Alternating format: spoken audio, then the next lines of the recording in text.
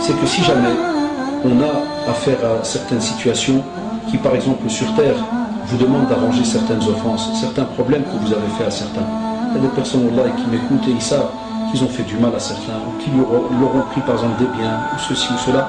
Wallahi, wallahi, wallahi, il est préférable d'arranger sa situation sur Terre avant d'arriver donc à ce moment-là, parce que comme vous le savez, il est trop tard, on ne pourra pas revenir donc en arrière. Et c'est pour cela que on vous dit faites attention, chaque personne qui a l'occasion Allah de pouvoir se repentir, de revenir vers Allah subhanahu wa ta'ala, il ne doit pas négliger. Le prophète Hassan demandait entre 60 et 70 fois par jour le pardon.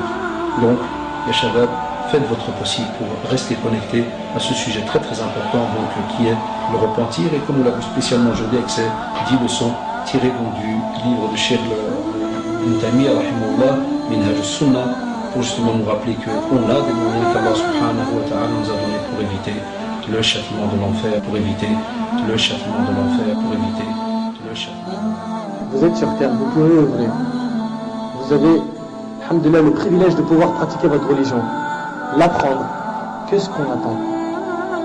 Qu'est-ce qu'on attend pour avoir un vrai retour vers Allah subhanahu wa ta'ala? Quand est-ce qu'on va se réveiller? Quand? Le prophète Islam, il nous a expliqué ce Damoud, c'était quoi? C'était un endroit de passage. T'es de passage. Tu prends juste de quoi subvenir à tes besoins, de quoi survivre. Stop. Stop. C'est pas ici que tu vas rester éternellement et tu vas mourir un jour. Tout âme goûtera à la mort. Allah subhanahu wa ta'ala a dit au prophète sallallahu alayhi wa sallam, est-ce que si toi tu meurs, eux ils séjourneront éternellement? Kullu ma alayha fan. Tout ce qui est sur cette terre doit disparaître. Et seul subsistera la face de ton Seigneur subhanahu wa ta'ala, subhanahu wa ta'ala, subhanahu wa ta'ala.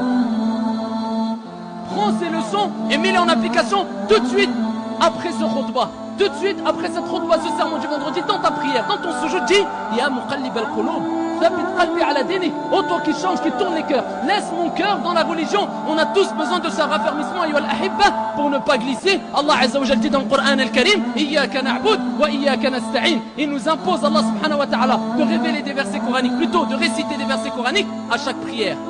Et ces versets coraniques sont dans Surat al-Fatiha. Et ces versets coraniques sont Iyyaka na'bud, c'est toi que nous adorons, l'unique, Allah. Wa iyyaka nasta'in, c'est auprès de toi que nous implorons le secours. Allah Azza wa Jal te rappelle que tu dois demander secours auprès d'Allah Azza wa Jal, implorer le secours auprès d'Allah, demander de l'aide auprès d'Allah et arrêter de te plaindre aux gens de jour comme de nuit, mais dire Ya Rab dans tes prosternations, dans tes prières. L'islam est une religion qui repose essentiellement sur le concept de la compassion envers autrui.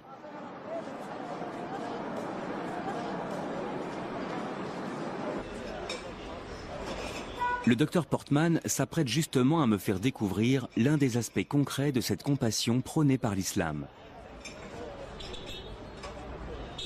Voici l'ancien hôpital Nour al-Din de Damas. C'est devenu un musée, mais il a été le plus grand hôpital de l'Empire islamique. Il a été construit aux alentours de 1150-1154. La charité envers autrui constitue l'un des piliers fondamentaux de l'islam. C'est la zakat. Exactement. C'est l'obligation de faire l'aumône et de venir en aide aux pauvres, et donc les souverains ou ceux qui avaient beaucoup d'argent pouvaient être très généreux, très charitables et faire construire un magnifique hôpital comme celui-ci. À l'intérieur de ces hôpitaux, les musulmans faisaient preuve d'une grande tolérance religieuse. Ce qui peut sembler normal dans notre société laïque actuelle, mais qui ne l'était pas forcément à l'époque. Toutes les communautés, donc on y trouvait des musulmans bien sûr, mais aussi des juifs et des chrétiens, ou même des gens d'autres confessions, aussi bien parmi les patients que les praticiens. Un chrétien pouvait étudier avec un musulman pouvait désigner un juif comme son meilleur étudiant. La médecine qui se pratiquait ici était au-dessus de la religion. Il y avait combien de médecins ? Ça dépend des hôpitaux, mais celui-ci, il devait y avoir entre 24 et 28 médecins.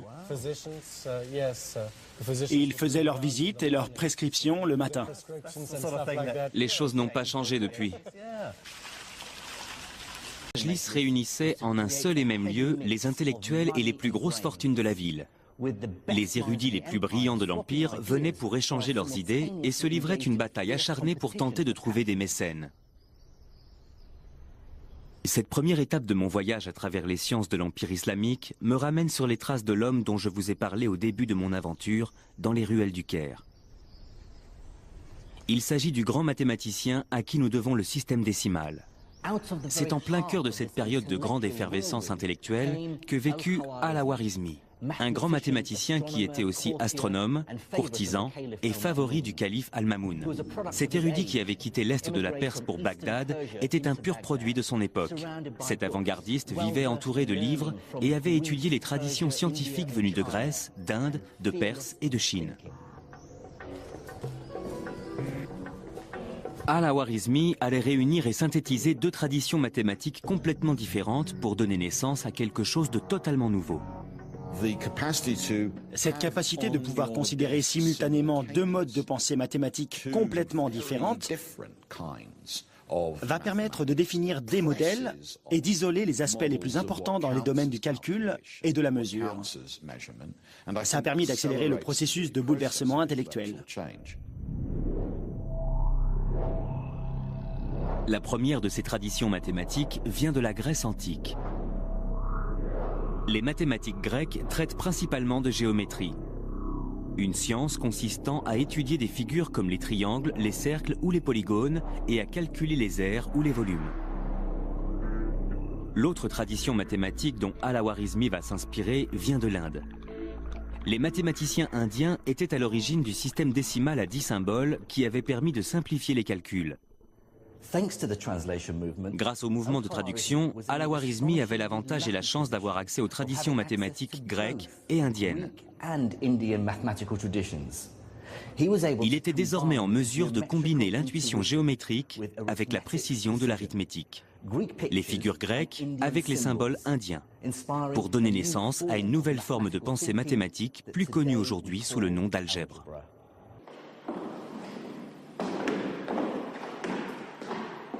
Étant moi-même physicien, j'ai passé ma vie à faire de l'algèbre, et je ne peux que reconnaître son importance dans tous les domaines scientifiques, même si c'est une notion qui peut sembler étrange. Je me souviens de ma perplexité la première fois que mon professeur a essayé de me faire faire des mathématiques en remplaçant les nombres par des symboles tels que X ou Y. C'est un concept extrêmement libérateur puisqu'il permet de pouvoir résoudre des problèmes sans avoir à s'empêtrer dans de fastidieux calculs numériques. Nous sommes en présence d'un manuscrit d'une valeur inestimable intitulé Kitab Al-Khwarizmi, le livre d'Al-Khwarizmi.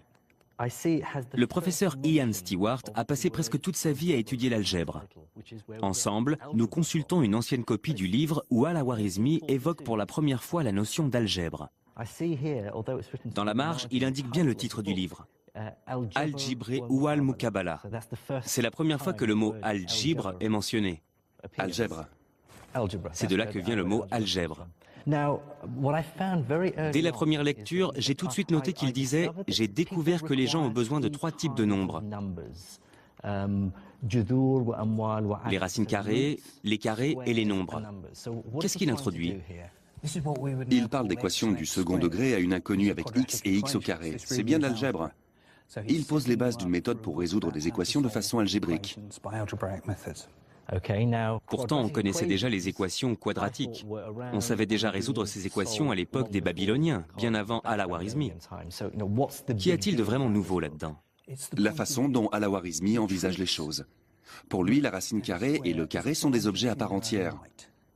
Il ne les considère pas uniquement comme des nombres qu'il faut essayer de déterminer, mais comme des procédés qu'il faut appliquer. La théorie d'Al-Khwarizmi, c'est que pour obtenir le carré d'un nombre, il faut multiplier ce nombre par lui-même. Et ce principe est vrai, quel que soit le nombre. Si c'est 5, 5 fois 5 égale 25. Si c'est 3, on fait 3 fois 3. Autrement dit, il donne une formule que l'on appelle aujourd'hui algorithme grâce à lui. Oui, le mot algorithme nous vient d'Al-Khwarizmi. C'est encore un autre mot qui nous vient de lui. Il parle justement de cette formule à la page suivante. On multiplie la racine carrée d'un nombre, on divise le résultat par 2 et on le multiplie par lui-même. Ensuite, on l'ajoute à l'autre nombre et on extrait sa racine carrée. C'est un algorithme ? Oui. Et c'est là toute la nouveauté. Ceux qui s'étaient penchés sur le sujet avant lui auraient plutôt dit quelque chose du genre « Prenez la moitié de 10, donc 5, mettez 5 au carré, ça donne 25. » Ou avec un autre exemple, prenez la moitié de 12 qui est 6, mettez 6 au carré, ce qui fait 36. Ils auraient continué comme ça, ainsi de suite, avec des nombres différents. Et il aurait fallu déduire soi-même la formule à chaque nouvel exemple. C'est pas ce qu'il fait. Exact. Lui dit, prenez la moitié de la racine carrée, divisez-la par 2, quelle que soit la racine. La moitié de la racine carrée devient un objet. Si la racine carrée est un objet, la demi-racine carrée l'est aussi. Pas besoin de savoir à quel nombre ça correspond. Tout à fait. Vous savez que vous devez la mettre au carré. Ça suffit, peu importe le nombre que vous devez mettre au carré. On élimine de façon temporaire le lien qui peut exister avec des nombres spécifiques et on manipule ces nouveaux objets en tant que tels, selon les règles qu'il établit dans son livre. Ce n'est qu'ensuite que les nombres représentés par ces objets dans le problème que vous avez posé apparaîtront comme par miracle à la fin et que vous obtiendrez par exemple comme résultat x égale 3. Dans quelle mesure la réflexion d'Al-Khwarizmi a vraiment été révolutionnaire? Il a rendu possible l'existence de l'algèbre en tant qu'objet, et non pas comme une simple méthode qui permet de trouver des nombres. Le moins intéressant dans un calcul algébrique, c'est quand à la fin on découvre que x égale 3. C'est la façon d'obtenir ce résultat qui compte. S'il y avait une méthode pour chaque problème, ou une méthode différente pour chaque problème, ce ne serait pas plus intéressant, ça n'aurait pas de sens. Il existe une série de principes généraux, et si vous comprenez ces formules de base, alors vous avez tout compris à l'algèbre.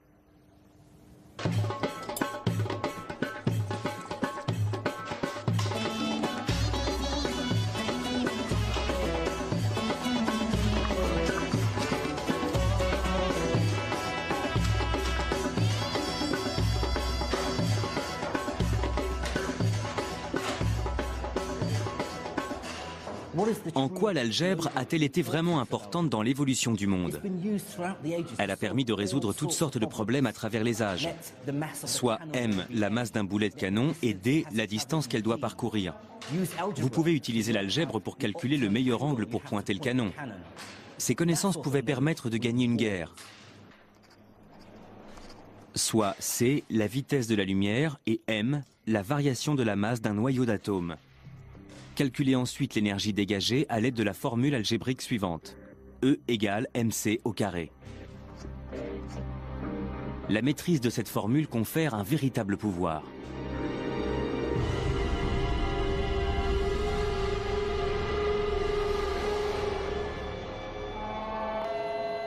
L'algèbre a contribué à créer le monde dans lequel nous vivons. La science d'aujourd'hui n'aurait jamais existé sans elle. Ce simple constat résume à lui seul l'étendue de l'héritage laissé par les érudits de l'islam médiéval. Ils ont exhumé les connaissances scientifiques de la Grèce antique et de l'Inde pour les conjuguer et les développer. De la même façon, notre médecine moderne doit beaucoup aux recherches menées par les médecins de l'ancien empire islamique. Je crois que l'histoire de cette formidable évolution scientifique survenue au cours du 8e et du 9e siècle a beaucoup plus à nous apprendre que n'importe quelle autre découverte. À elle seule, elle nous prouve que le langage de la science est universel.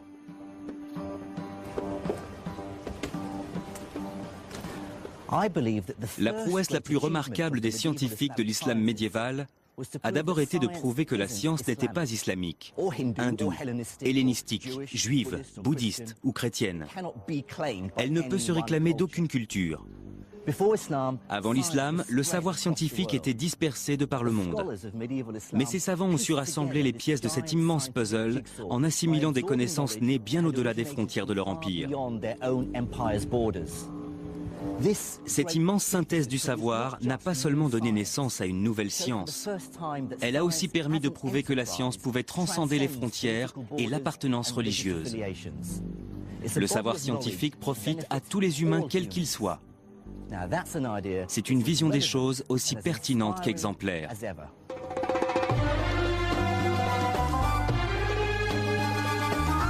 Son essence ou sa forme émane de lui et pénètre mystérieusement dans nos yeux. Si je regarde par exemple les bâtiments et les arbres sur l'autre rive du Nil, les formes que mes yeux reçoivent sont des abstractions des objets concrets que sont ces bâtiments et ces arbres.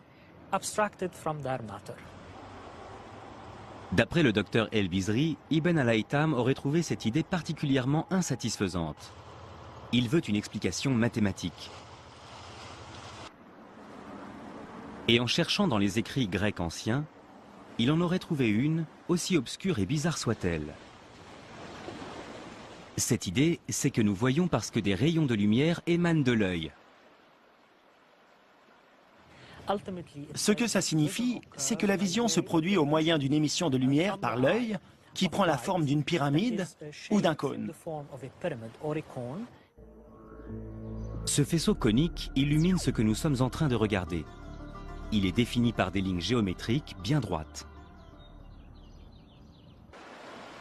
Apparemment, Ibn al-Haytham aurait aimé cette approche mathématique mais lui aurait immédiatement vu des lacunes. Si nous voyons parce que de la lumière émane de l'œil, pourquoi est-il douloureux de regarder un objet vivement éclairé comme le soleil et pas quelque chose de faiblement éclairé? Ou encore, si nos yeux émettent vraiment de la lumière, cette lumière est-elle capable d'éclairer des objets distants dans le noir? Dans un moment d'inspiration, Ibn al-Haytham combine les deux théories grecques et définit notre conception moderne de la lumière et de la vision. Il énonce que la lumière voyage bien en ligne droite, qui obéissent à des lois géométriques. Mais ces rayons ne proviennent pas de l'œil, ils pénètrent dedans. C'est le développement d'une théorie totalement nouvelle. Et sur un plan méthodologique, c'est le début de la mathématisation de la physique. Ce qu'Al-Haytham a fait, c'est prendre les principes de géométrie, les lois qui gouvernent des lignes droites, et les appliquer au monde réel. Il a ensuite mis au point des expériences pour voir si le monde réel correspondait à ses calculs mathématiques. Vers 1020, Ibn al-Haytham publie son explication géométrique révolutionnaire de la lumière dans son Kitab al-Manazir, ou traité d'optique. Ce livre est un véritable traité scientifique, dans lequel Ibn al-Haytham prend soin de justifier toutes ses théories par des expériences très détaillées pour que d'autres puissent les reproduire et en vérifier la validité. Il part des premiers postulats pour établir comment la lumière voyage.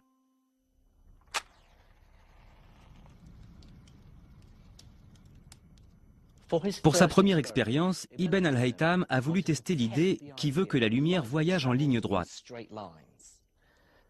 Pour ce faire, il a pris un tube rectiligne sur lequel il a tracé une ligne droite et une règle sur laquelle il a fait la même chose. En plaçant les deux lignes tracées face à face, il pouvait être sûr que son tube était bien droit. Il s'en est servi pour regarder un objet à travers, ici, une bougie. Sachant qu'il voyait bien l'objet, c'était la preuve que la lumière voyageait bien en ligne droite. Mais pour en être tout à fait sûr, il a ensuite obturé l'extrémité du tube et a de nouveau essayé de voir la bougie à travers le tube, cette fois sans succès évidemment. Ce qui lui a confirmé que la lumière ne contournait pas le tube pour arriver jusqu'à son œil. Preuve que la lumière voyage uniquement en ligne droite. Ça nous paraît évident aujourd'hui, mais il faut bien voir qu'Ibn al-Haytham est vraiment parti des postulats de base. Ensuite, en faisant d'autres expériences, il transpose cette idée que la lumière voyage en ligne droite à d'autres phénomènes. Il explicite le fonctionnement des miroirs en énonçant que l'angle d'incidence du rayon est le même que son angle de réflexion. Il explique ce que nous appelons aujourd'hui la réfraction, la raison qui fait que les objets nous paraissent ondulés lorsqu'ils trempent dans un verre d'eau. Il énonce que les rayons de lumière dévient lorsqu'ils passent d'un milieu à un autre. Puis, il s'attelle à la vision. Ibn al-Haytham a voulu comprendre comment un objet produit une image sur la rétine de l'œil. Ce qu'il a fait, c'est reproduire l'œil, soit une boîte noire avec un petit trou dedans. C'est ce qu'on appelle aujourd'hui une chambre noire. Il a ensuite pris un sujet, le nôtre sera Anna, qui est éclairée par une lumière vive. Et nous allons maintenant aller à l'intérieur de la boîte pour voir quelle image on en a. Je suis maintenant dans la chambre noire. Mes yeux ont eu le temps de s'habituer à l'obscurité. Je vais ouvrir le trou. On voit clairement l'image d'Anna qui fait coucou sur l'écran. Mais l'image est inversée. Comme la lumière voyage en ligne droite, la lumière sur sa tête se propage en diagonale et vient frapper le bas de l'écran. Et la lumière sur ses pieds voyage en diagonale pour venir frapper le haut de l'écran. Plus important encore, Al-Haytham a ainsi eu la preuve que chaque point de l'objet, en l'occurrence Anna, était répercuté sur l'image que l'on voit à l'écran. Le traité d'optique d'Al-Haytham est aussi précis et détaillé que peut l'être un article scientifique aujourd'hui. Mais il ne s'agit pas seulement d'un traité scientifique, c'est aussi un véritable manuel à l'attention des générations suivantes. Dans son ouvrage, il justifie constamment ses théories sur la lumière par des expériences qu'il décrit avec beaucoup de détails pour que d'autres puissent les reproduire et parvenir aux mêmes conclusions que lui. Son message, c'est « Ne me croyez pas sur parole, voyez par vous-même ». Je crois qu'Al-Haytham a été l'un des tout premiers à procéder de cette manière. Pour moi, c'est à ce moment-là que la science est née véritablement. Elle devient alors une discipline de plein droit.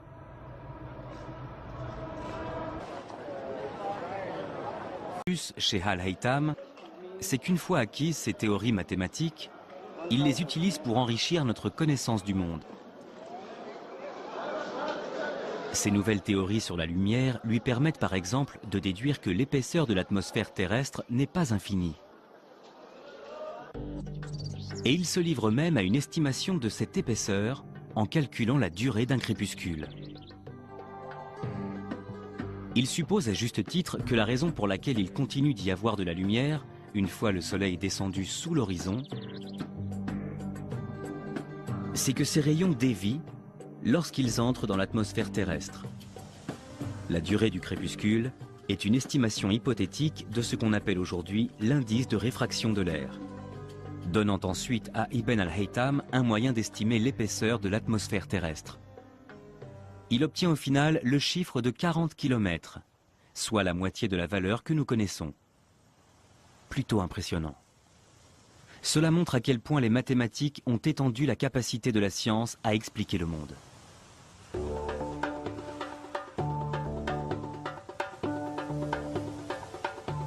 Ce voyage m'a ouvert les yeux sur l'ambition intellectuelle des scientifiques islamiques médiévaux.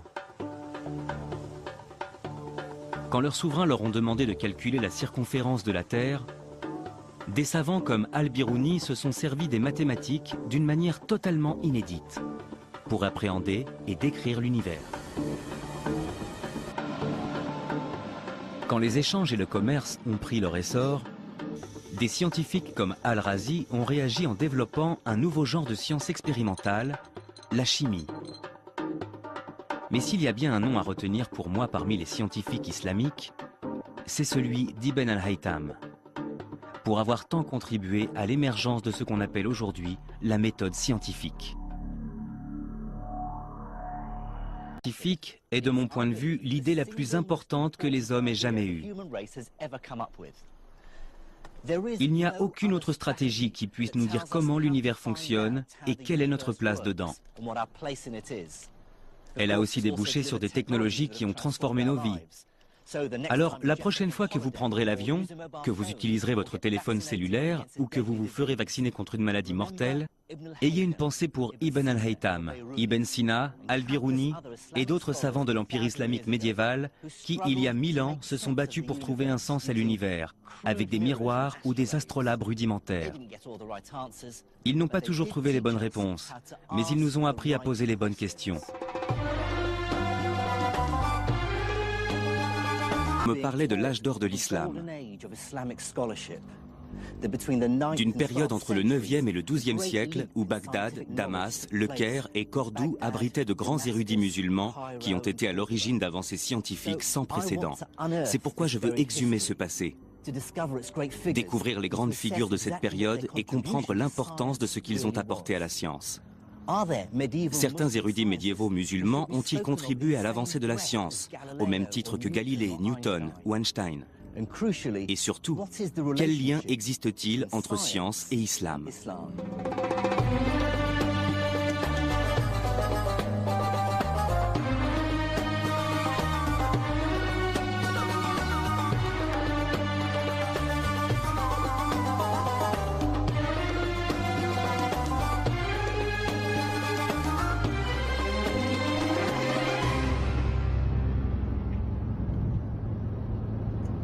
Pour découvrir et retracer l'histoire de l'évolution des sciences dans le monde musulman médiéval, je vais parcourir la Syrie, l'Iran et l'Afrique du Nord.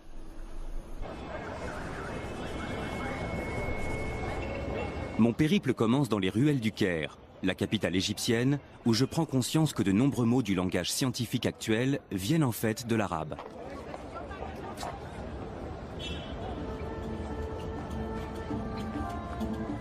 Les mots comme algèbre, algorithme ou alcali sont indéniablement des mots d'origine arabe. Or, ils constituent les fondements de notre science actuelle. Sans algèbre, les mathématiques modernes et la physique n'existeraient pas. Sans algorithme, il n'y aurait pas d'ordinateur. Et il n'y aurait pas non plus de chimie sans alcali.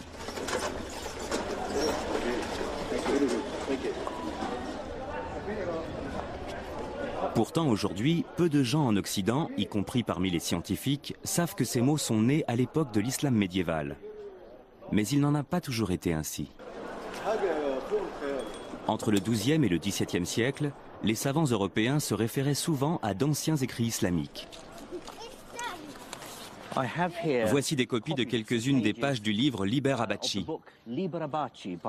du grand mathématicien italien Léonard de Pise, également connu sous le nom de Fibonacci. Et ce qui est très intéressant, c'est qu'à la page 406, il fait référence à un texte ancien appelé Modum, Algèbre et Al-Mukabal. Et à côté dans la marge est écrit le nom Mahomet, qui est en fait la version latinisée du prénom arabe Mohamed. Et la personne à qui il fait allusion n'est autre que Mohamed ibn Moussa al-Khwarizmi.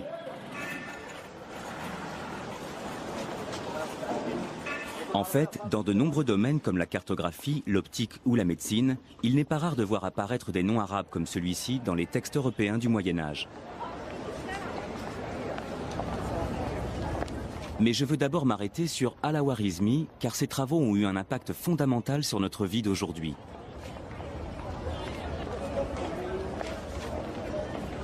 C'est en effet grâce à lui que les savants européens ont compris qu'une pratique de l'arithmétique essentiellement basée sur les chiffres romains ne mènerait à rien.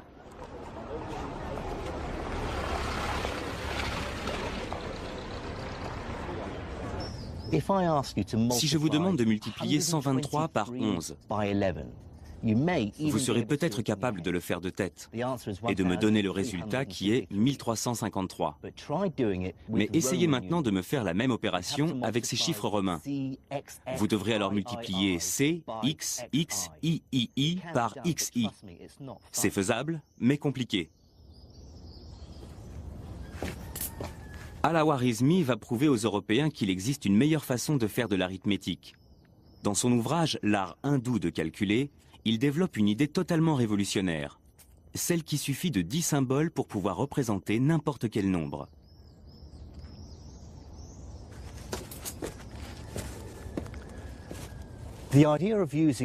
Cette idée de n'utiliser que 10 symboles, les chiffres allant de 1 à 9, plus le symbole 0 pour représenter tous les nombres de 0 à l'infini, a d'abord été développée par des mathématiciens indiens aux environs du VIe siècle.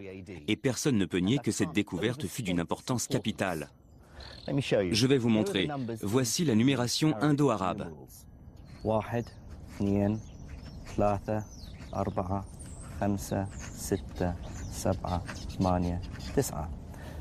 Et voici la numération utilisée en Occident. 1, 2, 3, 4, 5, 6, 7, 8 et 9. On voit bien qu'il existe une certaine similitude graphique entre ces nombres, et en particulier avec le 2 et le 3 indo-arabe. Si je tourne la feuille comme ceci, on voit bien qu'il ressemble au 2 et au 3 que nous connaissons. Ce qui est révolutionnaire avec ce système numérique, c'est la façon dont il va permettre de simplifier les calculs arithmétiques.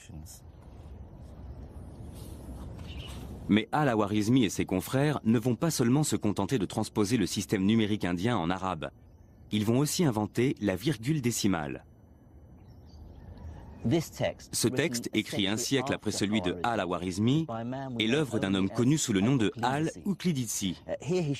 Dans cet ouvrage, il explique comment ce même système décimal peut être développé pour représenter non seulement des nombres entiers, mais aussi des fractions, c'est-à-dire le nombre infini de possibilités qui existent entre chaque nombre entier. Cette copie du manuscrit de Al-Uqlidisi montre comment il utilise pour la première fois la virgule décimale. Elle est symbolisée par un tiret. On lit ici les chiffres 1, 7, 9, 6, 8 et on voit un petit tiret au-dessus du 9 qui indique la séparation décimale. Le concept de virgule décimale nous est aujourd'hui si familier qu'il est difficile d'imaginer comment nos ancêtres ont pu s'en passer. Comme toutes les grandes découvertes scientifiques, elle nous semble évidente a posteriori.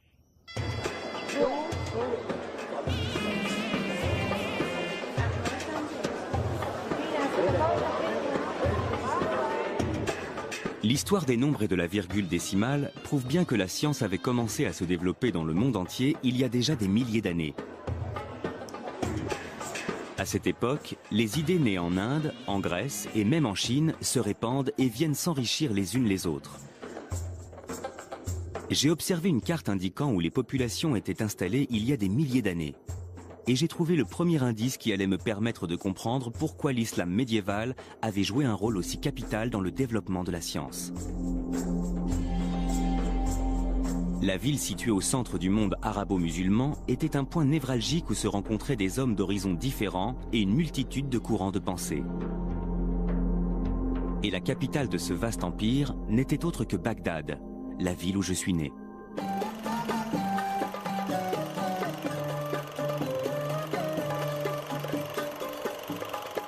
Les événements qui la secouent actuellement m'empêchent d'y retourner. Mais il me reste néanmoins les vieux films des années 60 de mon cousin Faris. La Bagdad de l'époque était bien différente de celle d'aujourd'hui et de ses attentats sanglants. Il n'empêche que j'ai grandi avec la fierté d'être né dans l'une des plus grandes villes de l'âge d'or islamique. Bagdad est fondée en 762 avant Jésus-Christ par le calife Al-Mansour. Son objectif est de faire de la cité la grande capitale d'un nouvel empire unifié par l'islam, la nouvelle religion de l'époque. Les califes abbassides estimaient avoir un pouvoir légitime. Ils se réclamaient les descendants directs du prophète Mohammed, le fondateur de la nouvelle religion apparue quelques siècles plus tôt. Mais depuis l'apparition de l'islam, les armées musulmanes avaient rapidement conquis un immense territoire.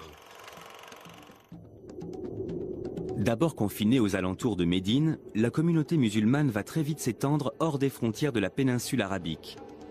En quelques dizaines d'années, les armées musulmanes... The former sovereign grand commander of Freemasonry. In this old book, Morals and Dogma, that he wrote, he talks about the meaning of the Temple of Solomon and the necessity of building a Temple of Solomon. In fact, he said, in essence, symbolically, the Temple of Solomon is built in the life of every Mason. So it is their goal to rebuild this Temple of Solomon. Whatever the outcome of peace negotiations, Jerusalem will always remain the heart and soul of the Jewish people. And as Richmond says, one nation, really walking together as one people, around one heart. The eyes of the world are really on the developments in Jerusalem. Jerusalem, the very word, is like a symphony to the ear for all people who really feel connected to the Bible. It's mentioned over 700 times in the Bible.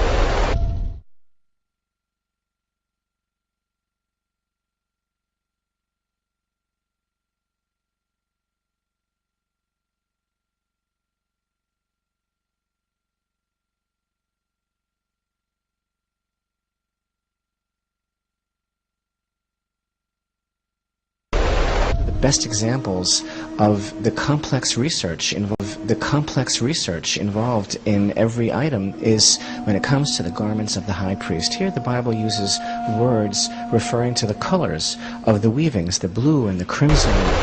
أنا أحذر أن استمرار إسرائيل بالاعتداء على المسجد الأقصى المبارك من أجل بناء الهيكل الثالث على أنقاضه يعني أن إسرائيل تحفر قبرها بيدها. أنا أعتبر أن المسجد الأقصى هو بوابة الحرب أو بوابة السلام. الحرب العالمية المعلنة على الإسلام تحت اسم الحرب على الإرهاب من أجل قمع الصوت الإسلامي الذي يريد أن يحقق شرعية انتمائنا لهذه الأرض وحقيقة انتمائنا للقدس وللمسجد الأقصى المبارك. مع الأسف الشديد أنا أنظر إلى أن المستقبل لا يبشر بخير أمام إصرار إسرائيل على عدم الاعتراف بحقوق الشعب الفلسطيني. إسرائيل لم تعد تفكر بالعقل، إسرائيل تفكر بالعضلات، وبالتالي فهي ستعدم أي حل منطقي مما يشكل خطرا مستقبليا على وجود إسرائيل أمام هذا الإصرار. تقريبا 60 سنة ولا أفق للسلام، هذا يعني أن المستقبل لا يبشر بالخير.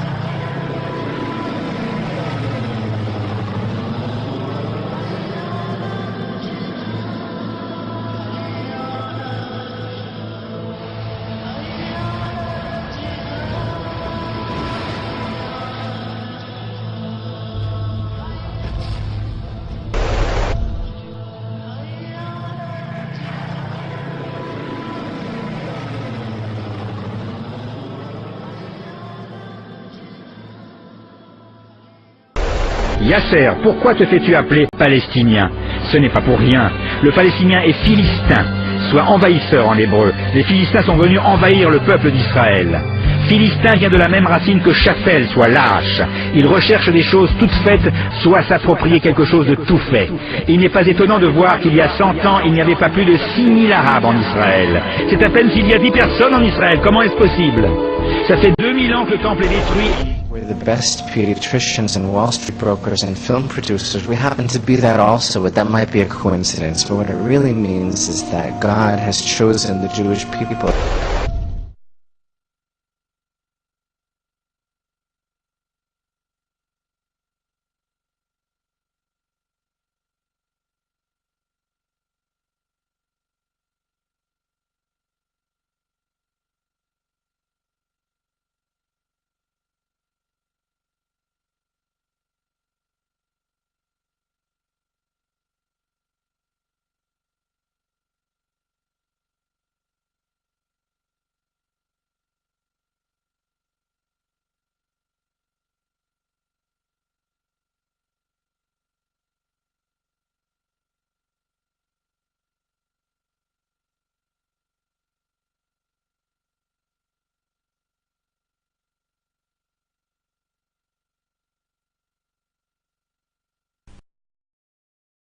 Au Maroc, les oulémas sont formés dans un institut qui aujourd'hui enseigne l'histoire du judaïsme. Years of research are invested into studying the various artifacts, musical instruments, vessels and robes worn, the metals, precious gems and cloth used. Once complete, craftsmen and artisans set about executing them accordingly. Things that we are working on here and that are displayed and that have been seen by people are worthy